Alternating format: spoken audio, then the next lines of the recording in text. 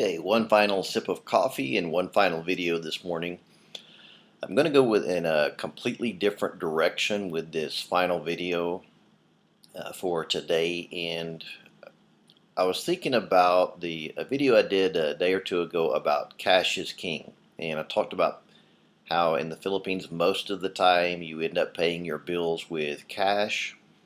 And someone told me that's actually changing. There are more options for paying online right now, which is a good thing.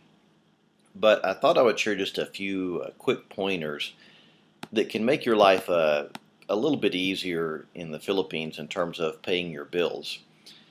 And one thing I would advise you to do is, if possible, try to pay your bills early every month. And the reason is, what I've noticed, I've talked to you about in the other video, I talked about how on bill pay day for me, I would go out and run different errands, go to the cable company, go to the buy-in center, go to the extension of the power company that was located nearby, and that's what I would do. But the thing you're going to notice, the reason I say try to pay your bills early if you can, what I would do if memory serves me correctly is I would, as soon as I got the last bill, whichever bill that was, the third bill, okay, you've got power, internet, and water. A lot of times, as soon as I got that third one, I would go ahead that day or the next day and pay all three of them. And the reason is, if you wait until, let's say, the due date of the bill, what you're probably going to run into is a lot of really long lines. Because I can remember there were times, or there were certain times of the month, I think it was the due date, or maybe even like the 15th payday. I don't remember exactly. I just remember there were certain times that if I would go to try to pay the power bill, it seemed like everybody was there. Whereas other times I could walk in and pay the bill in under 5 minutes. So other times I would walk in, they wouldn't even bother to give me a number because they knew I would be waited on as soon as I got there, as soon as I sat down or whatever. So that's something to keep in mind. If you can try to strategize a little bit and pay your bill at a time when you know that there are not going to be a lot of other people there, that could make your life a bit easier. And again, if you wait until the due date of the bill, especially the power bill, you're going to stand in line for a while. And that's just because, let's be honest, a lot of people in the Philippines, they're struggling and they don't have the luxury of paying it early. So if you do have that luxury, be grateful for it. And so they have to wait until the last minute.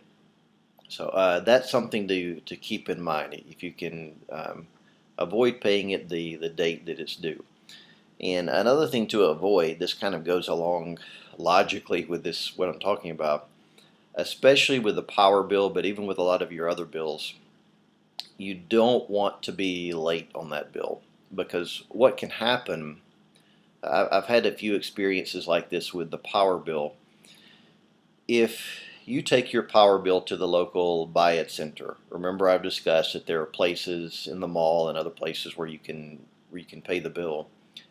If you take that bill to the buy-it center and it's late, it's overdue, or if they see an existing charge from the previous month, anything like that, what they're going to tell you is, I'm sorry, we cannot make this transaction. You're going to have to go to the power company itself. And that can be a really big pain in the rear end, to be honest. So if I can think of one time when, it's kind of a long story, but I was out of town, and so we were late on a power bill.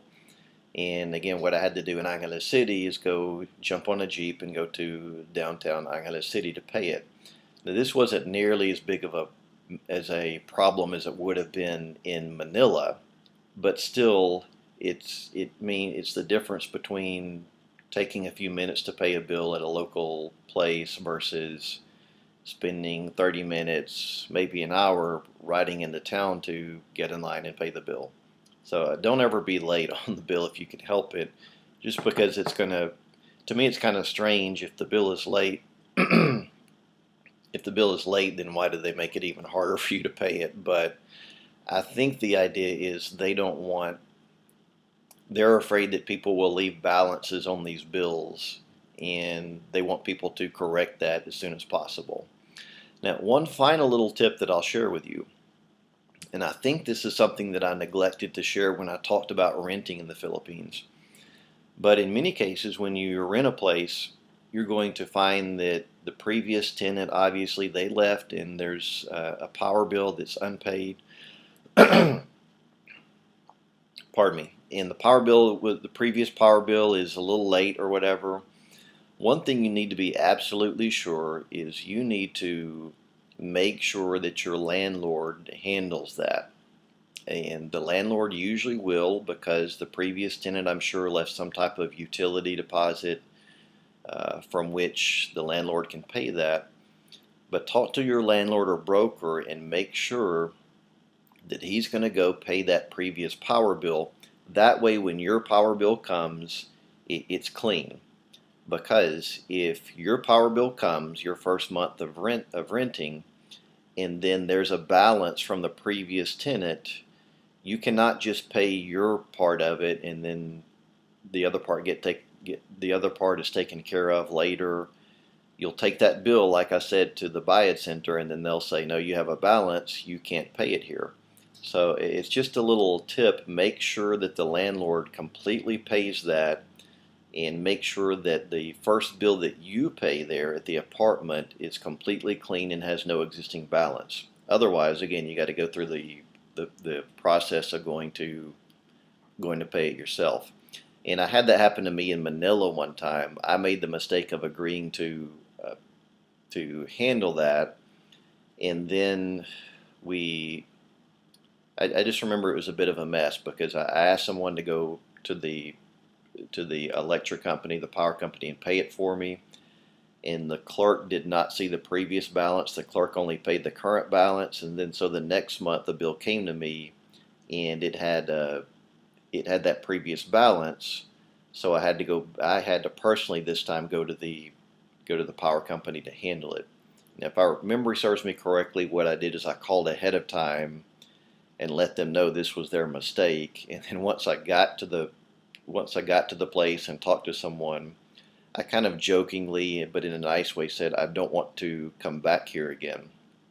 And we got it handled. But anyway, all this to say, if you have a bill that starts running over, paying it becomes more difficult. It's not like here in the States where you can just write a check and throw it in the mail and it gets there. It doesn't work that way. So if you pay your bills early, the point of this whole video is if you pay your bills early, it's going to make your life a lot easier in the Philippines.